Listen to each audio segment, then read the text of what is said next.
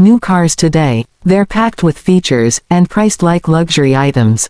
New vehicles have become increasingly expensive over the years, driven by automakers constantly outdoing each other with bigger batteries, more horsepower, extra features, and fancier tech. Even so-called budget cars often arrive at dealerships packed with pricey add-ons, pushing their real-world costs far above the advertised base price. But what if you don't want all that? Meet the Slate Truck, a small, all-electric pickup designed to break that trend by doing the bare minimum, on purpose. Yup, those are crank windows. A tiny 4-inch screen. No touchscreen, no paint options, no frills. It's rugged, minimal, and made in Michigan. Why so simple? Slate's keeping costs down. One color. Shared parts. Even the door handles are the same inside and out. With federal EV incentives, it's expected to start under $20,000.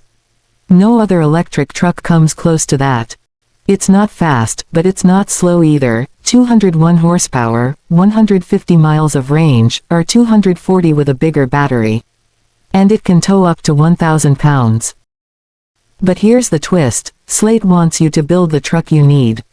Want power windows or heated seats? Add them later. Want it lifted with off-road tires? Go for it. You can even turn it into a 5-seat SUV by removing the back wall and adding a cap. Customize it online, then follow tutorials on Slate University to mod it yourself, no dealership required. Slate also sees a future with small businesses and city fleets, custom wraps, utility racks, branded grills, it's all possible. Now, it's still early days. The prototype isn't production ready yet. And how all this customization will really work? That's still a question. But if you're tired of bloated features and big bills, the Slate Truck might be the affordable EV that puts you in the driver's seat, literally and creatively. Still, Slate's idea is intriguing.